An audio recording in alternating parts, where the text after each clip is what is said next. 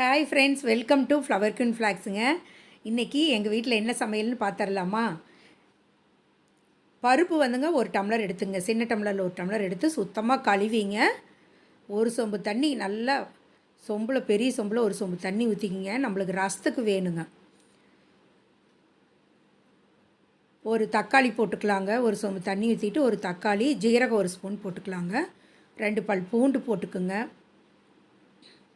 போட்டு இதை வேக வச்சு எடுத்துடலாங்க. 2 விசில் விட்டு எடுத்துருங்க. கடையில் வாங்குகிற பருப்புனா 3 விசில் விடணும். இது வந்துங்க நான் 5 டம்ளர் அரிசி ஊற வச்சுருந்தேங்க. 1 டம்ளர் உளுந்து, ஒரு கை ஒரு 25 கிராம் வெந்தயம் போட்டு நைட்டே ஊற வச்சுட்டேங்க. இதை கழுவி எடுத்து இதை தனியாக நம்ம இட்லிக்கு வந்துங்க மாவில் போட்டுடலாங்க.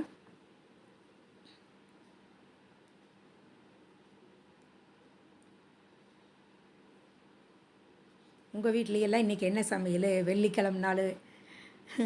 நான் இன்னும் சாப்பிடவே இல்லைங்க. குளிச்சுட்டு இன்னைக்கு கோயிலுக்கு வேறு போகணும். நெல்லிக்காய் ரசம் வந்துங்க உடம்புக்கு அவ்வளோ நல்லதுங்க. நெல்லிக்காய் வந்துங்க நம்ம சும்மாவே சாப்பிட்லான்னு சொல்லியிருக்கிறாங்க. அதில் அவ்வளோ ஒரு ஹெல்த் இருக்குதுங்க. வெயிட் லாஸும் ஆகும். நீங்கள் ஒரு நெல்லிக்காய் நீங்கள் இந்த விரதம் இருக்கிறனாலெல்லாம் சாப்பிட்டு பாருங்கள், நம்மளுக்கு பசியே எடுக்காது. அவ்வளோ ஒரு சத்துள்ள காய்ங்க. பகவான் யோகிராம் சரத்குமாருங்க அடிக்கடி பகவான் வந்துங்க நெல்லிக்காய் தான் சாப்பிடுவாருங்களாமா. நம்ம பசி அடக்கும், வெயிட் லாஸ் ஆகும், உடம்புக்கும் ஹெல்த்துங்க நெல்லிக்காய். அதனால் இன்றைக்கி நம்ம நெல்லிக்காய் ரசம் பண்ணிடலாங்க. மாவை போட்டு விட்டு அது வாட்டுக்கு ஆட்டு வட்டுருக்கட்டுங்க. நான் ரசத்துக்கு தேவையானதெல்லாம் மூடியை ஒரு கழுவிங்க. இட்லி மூடியை போட்டு ரசத்துக்கு ரெடி பண்ணலாங்களா? நெல்லிக்காய் வந்துங்க ஒரு 4 நெல்லிக்காய் எடுத்துட்டேங்க. கருவேப்பிலை, ஒரு பச்சை மிளகாய்ங்க. நெல்லிக்காயை சின்ன சின்னதாக கட் பண்ணிக்கலாங்க. மிக்சியிலையே போட்டாலுமே கொட்டையை எடுத்துகிட்டு நெல்லிக்காயை சுத்தமாக கழுவிங்க. இந்த மாதிரி கட் பண்ணிடுங்க. கட் பண்ணி மிக்சியில் போட்டுக்கலாங்க. 4 நெல்லிக்காயும் கட் பண்ணி மிக்சியில் போட்டுடலாம். கருவேப்பிலை, ஒரு பச்சை மிளகாய்ங்க, எல்லாம் ரெடி பண்ணிக்கலாங்க. மிளகு ஒரு ஸ்பூனுங்க போட்டு இது தனியாக நம்ம வந்துங்க கொரன்னு அரைச்சிட்டு வந்துடணுங்க. 4 நெல்லிக்காயும் கட் பண்ணி போட்டேங்க.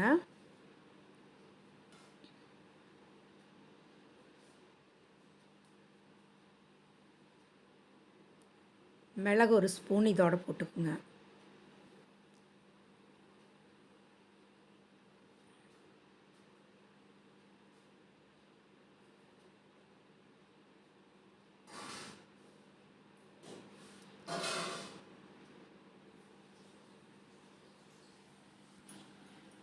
மிளகு ஒரு ஸ்பூன் போட்டுக்குங்க. ஜீரகம் ஒரு ஸ்பூனு.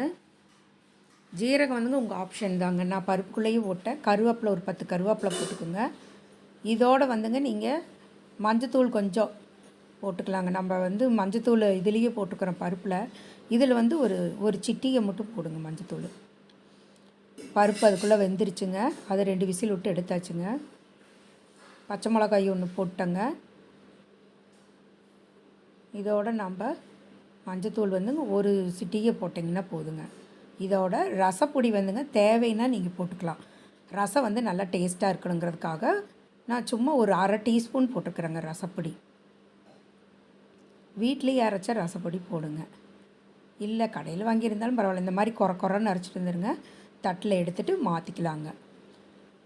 இதோட தாளிக்கிறதுக்கு 2 வரமிளகா எடுத்துக்குங்க.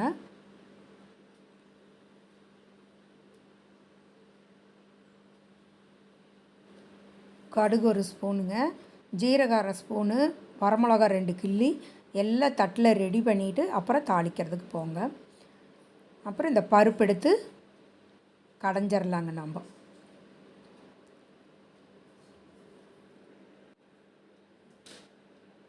விசில் எடுத்துட்டுங்க. அதுக்குள்ளே கேஸ் கட்டெல்லாம் கழுவிடணுங்க. உடனே குக்கர்லேருந்து கேஸ் கட்டு எடுத்தாலே கழுவிடணுங்க. வீட்டில் மத்து இருக்குதுங்க. தண்ணி வடிகட்டிட்டு கடைஞ்சால் தான் நம்மளால் கடைய முடியுங்க. அதனால் தண்ணி நல்லா வடிகட்டுறேங்க. வடிகட்டிட்டு நான் வந்து 1 டம்ளர் பெரிய டம்ளரில் போட்டேன். 1/2 டம்ளர் வந்துங்க ரசத்துக்கு எடுத்துட்டேன். பருப்பு 1/2 டம்ளர் வந்து பருப்பு கடையிறதுக்கு எடுத்துட்டேங்க. இந்த நெல்லிக்காய்க்கு நம்ம அரைச்சிட்டு வந்தோங்களா, அதையெல்லாம் அதில் பொடியாக அரைச்சிட்டு வந்ததை ரசத்தில் ஆட் பண்ணிக்கிங்க. உப்பும் ஆட் பண்ணிக்கணும். இதோட தண்ணி வேணுங்கிற அளவு ஊற்றிட்டுங்க, குடிச்சும் பார்த்துருங்க. உப்பு தேவையான அளவு போட்டுக்கலாங்க. குடிச்சு பார்த்துட்டு அதுக்கப்புறம் போய் தாளிக்கணுங்க. நல்லா ரெடி பண்ணி வச்சுக்கோணுங்க. கடுகு, வரமிளகா 2 கிள்ளி வச்சுட்டேங்க, ஜீரகம் 1 ஸ்பூனு, கருவேப்பிலை எல்லாம் ரெடி பண்ணிவிட்டுங்க. இது ஒரு கலக்கிட்டுங்க. இப்போ தாளிச்சிடலாங்களா? நெல்லிக்காய் ரசம் நான் சொல்கிற மாதிரி நீங்கள் செஞ்சு பாருங்கள். அற்புதமாக இருக்கும். டேஸ்ட்டாகவும் இருக்குது. இது நெல்லிக்காய் ரசம்னே சொல்ல மாட்டாங்க. எங்கள் வீட்டுக்காருக்கு ரொம்ப இந்த ரசம் பிடிக்குங்க. தாளிச்சிடலாங்க. எல்லாம் ஒரு வாணலி வச்சுங்க. நீங்கள் ரீஃபண்ட் ஆயில் ஊற்றாதீங்க. நான் நெய் 1 ஸ்பூன் விட்டுக்கிறேங்க. நெய் விட்டுட்டு அதில் இந்த கடுகும் ஜீரகம் நான் போட்டுடலாங்க. நல்லா பொரிஞ்சு வரகு பெருங்காயத்தூளுங்க, கருவேப்பிலை, வரமிளகாயெல்லாம் ஆட் பண்ணிக்கிங்க. இதோட ஒன்றா நல்லா பொரிஞ்சு வரகு ஆட் பண்ணுங்கள். அப்போ தான் ரசம் வந்துங்க நல்லா மணக்கும். கருகம் விட்டுறக்கூடாது. சிம்மில் வச்சு நல்லா போட்டு விடுங்க. அப்புறம் கரைச்சி வச்ச ரசத்தை இதில் ஆட் பண்ணிக்கலாங்க. ஒரு கலக்கி விட்டு உப்பெல்லாம் கரெக்டாக இருக்குதா, காரமெல்லாம் கரெக்டாக இருக்குதான்னு பார்த்துட்டு மூடி வச்சுருங்க. அவ்வளோதான். ஒரு கொதி வந்தோடனே ஒரு கொதி வரட்டுங்க. திறந்து வச்சுருந்தா அதனோட மணமெல்லாம் போயிடும். அதனால் மூடி வச்சிடலாங்க. பெருங்காயத்தூள் ஒரு பிஞ்சு போட்டுக்குங்க. போட்டுட்டு மூடி வச்சிடலாங்க. கலக்கி விட்டு ஒரு 5 மினிட்ஸ் கழித்து பாருங்கள். நல்லா கொதி வந்துருச்சுங்க. இப்போ கொத்தமல்லி தழை தூவி வேறு பவுலில் மாற்றிக்கலாங்க. மாற்றணுன்னா ரசம் பாருங்க எவ்வளோ நல்லா இருக்குது. மூடி வச்சிடணுங்க. அப்போ தான் நல்லா கம்மன்னு மணக்கும். இப்போது நம்ம நெல்லிக்காய் குழம்பு வச்சிடலாம். பருப்போடு சேர்த்து நெல்லிக்காய் குழம்பு எப்படி வைக்கிறேன்னு பாருங்கள்.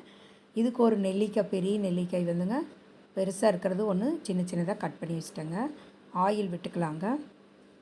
விட்டுட்டு கடுகு, கடலப்பருப்பு 1/2 ஸ்பூனு, உளுந்து பருப்பு 1/2 ஸ்பூன், கடுகு 1/2 ஸ்பூன் எல்லாமே அரைவாசி போட்டுருங்க. பெருங்காயத்தூளும் போட்டுக்கலாங்க. கட் பண்ணி வச்சுருக்கிறேன் ஒரே ஒரு பெரிய வெங்காயம் கட் பண்ணி வச்சுருக்கேங்க. அதையும் ஆட் பண்ணிக்கலாங்க. இதோட நல்லா பொரிஞ்சு வந்ததுக்கப்புறம் ஆட் பண்ணிக்கலாங்க. 3 பல் பூண்டு தட்டி போட்டிருக்கிறேங்க. ஒரே ஒரு வெங்காயம் தட்டி போட்டுக்கிறேங்க. இதோடு நீங்கள் ஒரு பெரிய வெங்காயம் ஆட் பண்ணிக்கிங்க. கருவேப்பிலை ஒரு கீத்துங்க. ஒரு 10 கருவேப்பிலையாவது அதில் இருக்கணுங்க. நல்லா வணக்கி விட்டுக்கலாங்க. கண்ணாடி பதத்துக்கு வர வரைக்கும் வெங்காயம் நல்லா வணங்கட்டுங்க.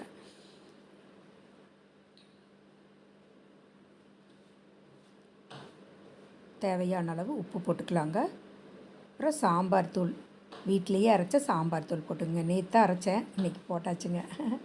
அப்புறம் பருப்பு கடைஞ்சதை எடுத்து இதில் ஆட் பண்ணிக்கலாங்க.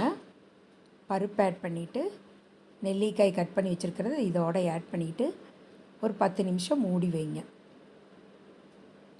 பாருங்கள் சூப்பராக இருக்குங்க. குழம்பு அவ்வளோ நல்லா அட்டகாசமாக இருக்கும். நெல்லிக்காயும் வெந்துருங்க. மிக்சியில் ஒரு 1/2 டம்ளர் தண்ணி ஊற்றி அதையும் ஊற்றிடலாங்க. மூடி வச்சிடலாம். ஒரு 1/4 மணி நேரம் குழம்பு நல்லா வேகட்டுங்க. நெல்லிக்காயும் அதோடன்னா எல்லாம் வெந்துருங்க. தக்காளி வந்துங்க நான் தாளிக்கும் போது ஒன்று போட்டேன். வீட்டில் நெல்லிக்காய் குழம்பு, நெல்லிக்காய் ரசம், மாவு ஒரு பக்கம் அரைவட்டுருக்குதுங்க. எல்லாமே ரெடி ஆயிடுச்சுங்க. நல்லா கொதித்த பிறகு இந்த மாதிரி ஸ்டேஜில் கொத்தமல்லி தலையை தூவி இறக்கி வேறு பவுலில் மாற்றிக்கலாங்க. ஸ்டவ்வை ஆஃப் பண்ணிட்டிங்கனாலும் இப்படி குழம்பு இதை வந்து பருப்பு குழம்பு அது மேலேயே வச்சுருங்க. ஒரு தட்டு போட்டு மூடிக்கலாங்க.